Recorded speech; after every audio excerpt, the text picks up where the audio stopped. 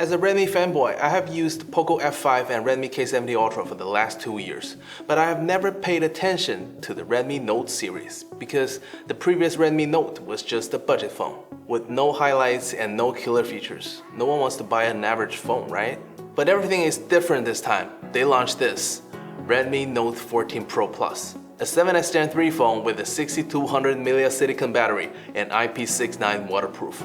I will call it the best mid-range phone 2024. Redmi Note 14 Pro Plus uses a white box, and open the box, there is a phone, a 19-volt charger, A-to-C cable, and a soft foam case. Whether the back or screen, they both use Gorilla Glass. The plastic center frame is also thickened and has a special treatment on the surface. The texture on the back is the star of this phone. In terms of screen, it uses a 1.5K level curved OLED screen. A few years ago, only high-end phones used curved displays, and budget phones carried straight screens. Redmi Note 14 Pro Plus has a 6200 mAh built-in silicon battery.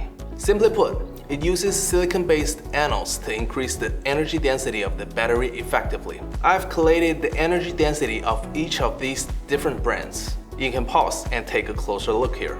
Later in 2024, almost all Chinese phone brands will launch a series of new phones with more than 6,000 mAh silicon batteries. Back to the phone. In our battery life test, it runs 5-hour multi-apps, still remaining 50% battery, and takes 7 hours and 43 minutes to fully run out. Please know that our test contains 1 hour Genshin Impact, 1 hour Honkai Star Rail, and 1 hour video recording.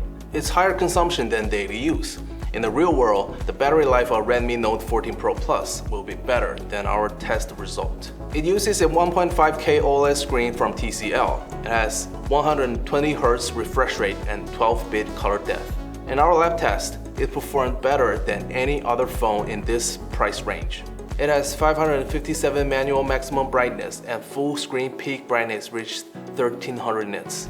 This peak brightness is the highest I had ever tested in Redmi.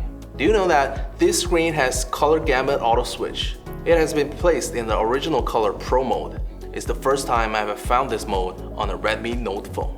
Now let's talk about the SVM. SVM measures the visibility of flicker. It can be described as flickering and dimming of the screen objectively than the dimming strategy. If SVM is smaller than 1, the flicker is not visible. If SVM equals 1, the flicker is just visible. Redmi Note 14 Pro Plus's performance is similar to the Xiaomi 14 Ultra. Even better. For ease of understanding, here's how the iPhone performs. If you know more about Qualcomm, you'll conjecture that 7S Gen 3 chip is a little bit slower than 7 Gen 3. Actually, yes, even the 7S Gen 3 comes with the new premium efficiency core A720. In Geekbench 6, 7S Gen 3 is still a little bit behind the 7 Gen 3. Compared with the 7S Gen 2, it has 14% improvement in single core and 15% in multi-core. GPU improved by about 25%, but still a big gap with 7 Gen 3. In low-demanding games such as Honor of King, this chip provides a stable 120 FPS, and power consumption here is only 4 watts. Body temperature is only 38 degrees. The gaming experience is great. In Genshin Impact, the chip doesn't release all its power and consumes only 4.6 watts. So it's clear that this phone is not suitable for high-demand games. I mean, maybe this chip can reach about 5.5 or 6 watt, but Redmi chose to limit it to a low consumption. Good enough for regular games, but apparently can't handle Genshin. I think he's right. Conservative power consumption is more suited to everyday use.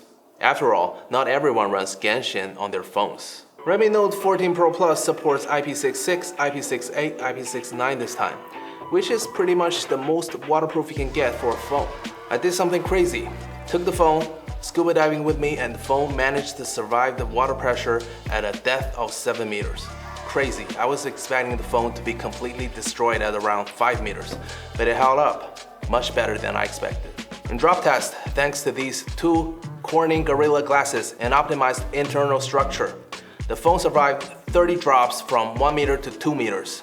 It's one of the most rugged phones we've ever tested. Like I said before, the camera part of this phone has been improved quite a bit. The main camera uses the OE50E, which supports OIS, and has a telephoto camera that is quite unusual for a phone in this price range. I tested it, and the main camera has a better resolution both day and night, while the colors are more realistic and not too vibrant.